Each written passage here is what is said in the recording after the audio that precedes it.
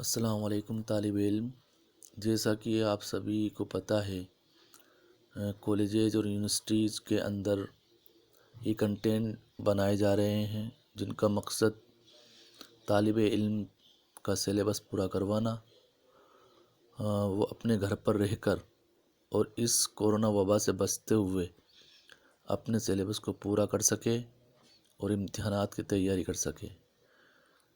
اسی کے مد نظر آج ہم جس کنٹینٹ کو بنائیں گے اور جس کا عنوان ہے وہ ہے ناول نگاری۔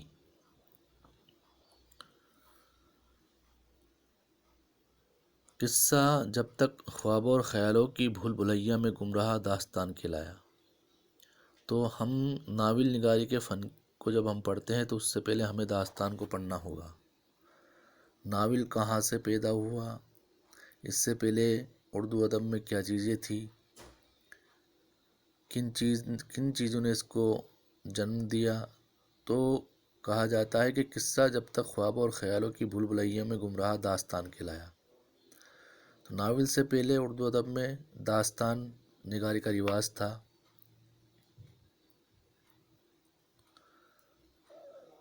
قصہ کہنا اور قصہ سننا انسان کا پسندیدہ مشغلہ ہے۔ قصہ سینا آج کے زمانے میں یہ چیزیں ختم ہو چکی ہے۔ آج کا دور سائنس کا دور ہے، لیکن کئی سالوں پہلے آدمی کے پاس وقت ہی وقت تھا اور قصہ کہنا اور قصہ سننا اس کا پسندیدہ مشغلہ تھا۔ اور یہ اور بات کہ آج کی تیز رفتار زندگی اس کی مہلت ہی نہیں دیتی۔ کسی زمانے میں دن بھر کا تھکا ہارا انسان رات کو دوستوں کے حلقے میں بیٹھتا اور اپنی کہتا اور دوسروں کی سنتا، جسے جو یاد ہوتا وہ سناتا اور کوشش کرتا کہ توجہ کا مرکز بنا رہے۔ قصے سے زیادہ دلچسپ اور کون سی چیز ہو سکتی تھی؟ تو اس وقت جب لوگوں کے پاس وقت تھا، وقت کی کوئی کمی نہیں تھی، تو لوگ شام کو حلقے بنا کر بیٹھتے تھے اور ایک دوسرے کی آپ بیتی کو سناتے تھے۔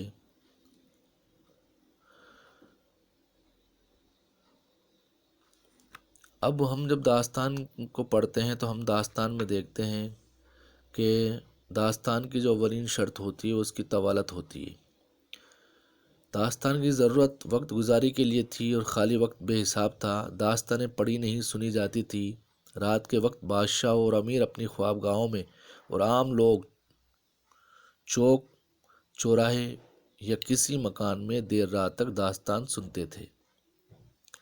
لیکن دھیرے دھیرے وقت کی کمی ہوئی، لوگوں کی مصروفیات بڑھی، تو لوگوں نے داستان کہنا کم کیا، بند کیا۔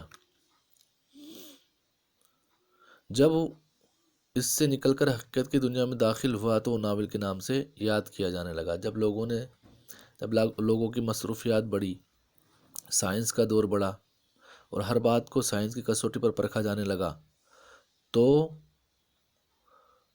اردو ادب کی دنیا میں لوگوں نے داستان کہنا چھوڑ کر ناول نگاری کے فن کی اور اپنے آپ کو متوجہ کیا۔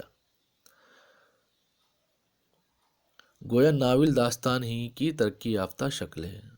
تو پہلے لوگ داستان کہتے تھے، داستان کافی لمبی ہوتی تھی، طوالت اس کی اولین شرط تھی، مافوق الفطرت عناصر کا بیان کیا جاتا تھا، بات میں بات نکلتی جاتی تھی، ایک دن نہیں، کئی دن نہیں، مہینوں تک داستانیں سنی اور سنائی جاتی تھی۔ لیکن جب وقت کی کمی ہوئی اور سائنس کی کسوٹی پر ہر چیز کو پرکھا جانے لگا تو لوگ ناول کی طرف متوجہ ہوئے۔ داستان فرصت اور کم علمی کے زمانے کی پیداوار تھی۔ داستانیں فرصت، جب آدمی کے پاس فرصت ہی فرصت تھی اور علم کی کمی تھی، لوگوں کے پاس جغرافیائی علم کی کمی تھی، سائنسی علم کی کمی تھی، اکنامکس کے علم کی کمی تھی، تو جب اب آج کا وقت پورا سائنسی دور ہے، ہر بات کو سائنس سے پرکھا جاتا ہے، لوگوں کے پاس مصروفیات، فرصت نہیں ہے، مصروفیات کافی بڑھ چکی ہے، تو داستان فرصت اور کم علمی کے زمانے کی پیداوار تھی۔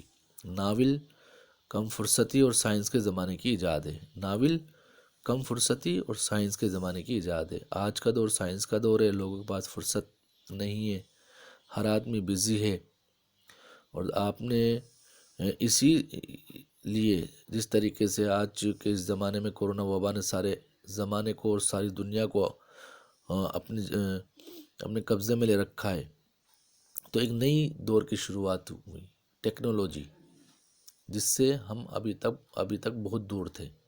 ہم گھر بیٹھے ہی آج ورک فرام ہوم کے تحت ساری چیزیں کر رہے ہیں، آفیسز بند ہے، اسکول کالجز بند ہے، لیکن ہم ٹیکنالوجی کے ذریعے آج ان چیز کو انجام دے رہے ہیں۔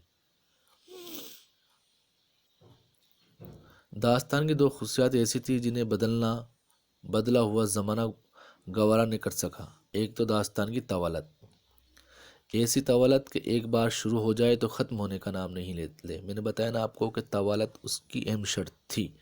اس میں آدمی بات سے بات نکلتی جاتی تھی، اور ایک داستان کو کہنے میں دن، سب ہفتہ، کئی دنیں لگ جاتے، مہینے اور سالوں سال داستانیں چلا کرتی تھی۔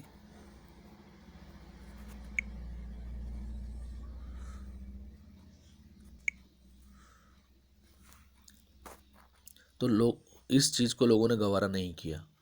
مصروفیات کے دور میں اس کی گنجائش نکلنی محال تھی۔ دوسرے وہ چیزیں جنہیں عقل کسی طرح تسلیم ہی نہیں کرتی تھی، مثلاً دیو اور پریا، جادوگر اور جادوگرنیاں، طلسمی محل اور غیبی امداد، یہ اس وقت کی اہم باتیں ہوتی تھی جو داستان کے اندر بیان کی جاتی تھی۔ ایک تو طوالت، جس میں ایک بار داستان کو کہنا شروع کر دیا تو وہ داستان آدمی کہتا ہی جاتا تھا، اور اس کے بعد اس میں جو باتیں بیان کی جاتی تھی، اس میں طلسمی محل، غیبی امداد، جادوگرنیاں، دیو، پریا، ان چیز کو آج کا زمانہ کسی بھی طریقے سے تسلیم نہیں کرتا، کیونکہ آج کا دور سائنس کا دور ہے، اور سائنس میں ہر چیز کو دیکھا جاتا ہے، پرکھا جاتا ہے، اور پھر وہ اپنے انجام تک پہنچتے ہیں۔ سائنس اور تحقیق کا سورج طلوع ہونے سے پہلے انسان ان تمام چیزوں پر آسانی سے ایمان لے آتا تھا۔ جب تک سائنس کا سورج غروب تھا، طلوع نہیں تھا، تو آدمی ان چیزوں پر وشواس کرتا تھا۔ آج کا انسان ہر چیز کو عقل کی کسوٹی پر پرکھتا ہے، اور جو چیز اس پر پوری نہ اترے اسے رد کر دیتا ہے۔ تو ہر چیز کو آج آدمی سائنس کی کسوٹی پر، اپنی عقل کی کسوٹی پر پوری طریقے سے پرکھتا ہے۔ اگر وہ چیز اس پر پوری طریقے سے کامیاب نہیں ہوتی ہے تو آدمی اس چیز کو رد نہیں کر دیتا ہے، اور آدمی ان چیز کو اپنی زندگی میں اور اپنی عملی زندگی میں نہیں لاتا۔ مطلب یہ ہے کہ داستان کی طوالت اور فوق فطری عناصر کو تو خیربات کہہ دیا،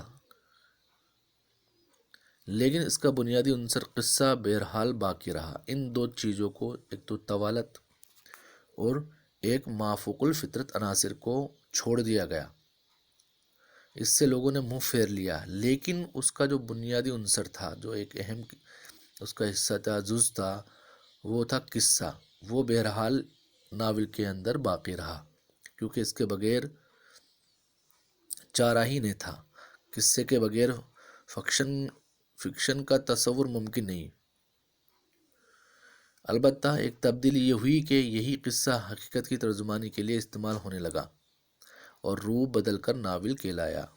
تو قصہ ناول کا ایک اہم جز تھا، یہ داستان میں بھی تھا۔ داستان میں طوالت اور مافوق الفطرت عناصر کو چھوڑ دیا گیا، لیکن قصہ باقی رہا۔ یہی قصہ حقیقت کی ترجمانی کے لیے استعمال ہونے لگا اور روح بدل کر ناول کہلایا۔ دیو اور پری، شہزادہ اور شہزادی کی جگہ عام انسان ہیرو کی کرسی پر بیٹھا، جلوہ افروز ہوا۔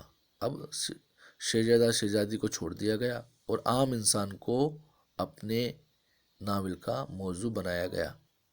اس کی سیرت اور کردار فنکار کی توجہ کا مرکز بنے۔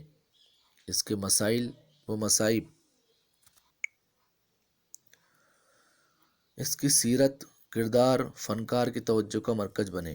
اس کے مسائل و مصائب، اس کی امنگیں اور اس کی آرزوئیں اس کے غم اور اس کی خوشیاں ناول کا موضوع قرار پائی۔ اس طرح ناول کی صبح طلوع ہوئی۔ تو جن باتوں کو آدمی کی عقل نے تسلیم نہیں کیا، ان چیزوں کو آدمی نے چھوڑ دیا اور عام انسان کو اپنے ناول کا موضوع بنایا۔ اس کی مصروفیات، اس کی خوشیاں، اس کے غم، اس کی امنگیں، اس کے مسائل و مصائب کو اپنے ناولوں میں جگہ دی۔ اب مافوق الفطرت عناصر دیو پریا کا چھوڑ دیا گیا، عام انسان کے مصائب اور مسائل کو اپنے ناول کا موضوع بنایا۔ ناول کی تاریخ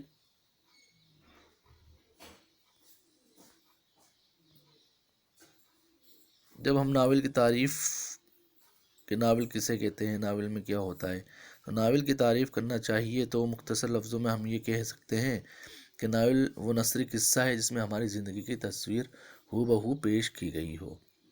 ناول کے اندر ہماری زندگی کی تصویر ہو بہو تصویر کو پیش کیا جاتا ہے۔ وہ نثری قصہ ہے جس میں ہماری زندگی کی تصویر کو ہو بہو پیش کیا جاتا ہے۔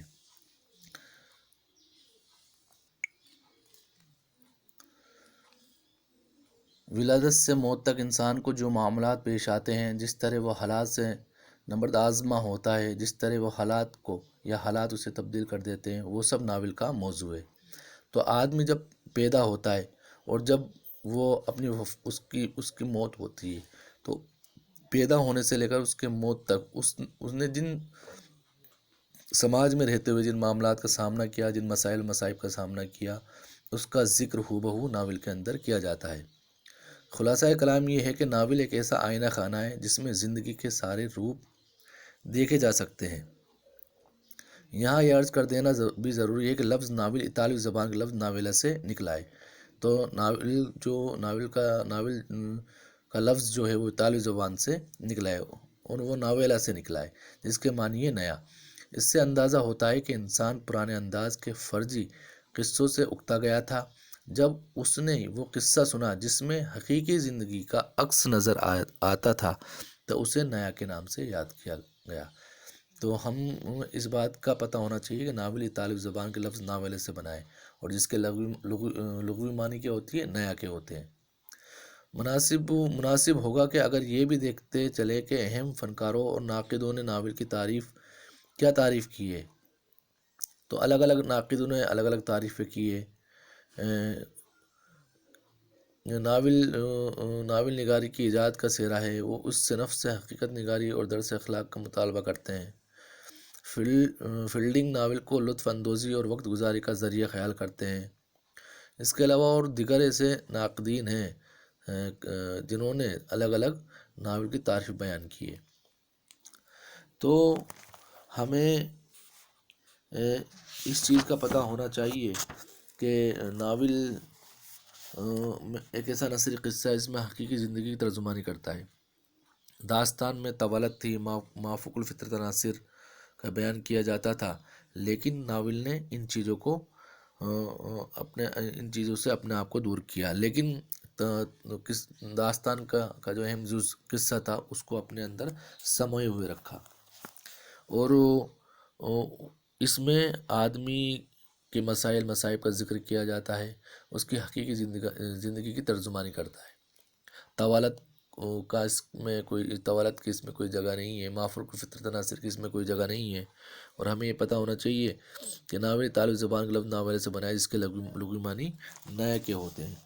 آج کا ہمارے جو کنٹینٹ کا موضوع جس میں آج ہم نے ناول کے فن سے متعلق اپنے خیالات کا اظہار کیا، ناول کی تعریف سے متعلق اپنے خیالات کا اظہار کیا، اب اگلا جو ہمارا یہ کنٹینٹ بنائیں گے اس میں ہم ناول کے اجزائے ترکیبی اور ناول کی آغاز اور ارتقاء سے متعلق اپنے خیالات کا اظہار کریں گے۔ آپ کو پھر ہم بتا دیں کہ یہ کنٹینٹ بنانے کا مقصد صرف اور صرف اپنے آپ کو کورونا وبا سے محفوظ رکھتے ہوئے اپنے سلیبس کو پورا کرنا ہے، اور اس ذمہ داری کو ہم پوری تب مانیں گے تب آپ یہ کنٹینٹ جن کو یوٹیوب پر ڈالا گیا ہے آپ ان کو پڑھیں، ان کو دیکھیں، چینلز کو سبسکرائبز کریں، اور جو ویڈیو بنائے گئے ہیں ان ویڈیو کو آپ اپنے طالب علم اپنے دوستوں کے ساتھ شیئر کریں، تاکہ جو یہ کنٹینٹ بنے ان کا اپنا مقصد پورا ہو سکے، اور آپ اپنے آپ کو محفوظ رکھتے ہوئے، اس کورونا وبا سے اپنے آپ کو محفوظ رکھتے ہوئے آپ اپنے سلیبس کو انجام تک پہنچائیں۔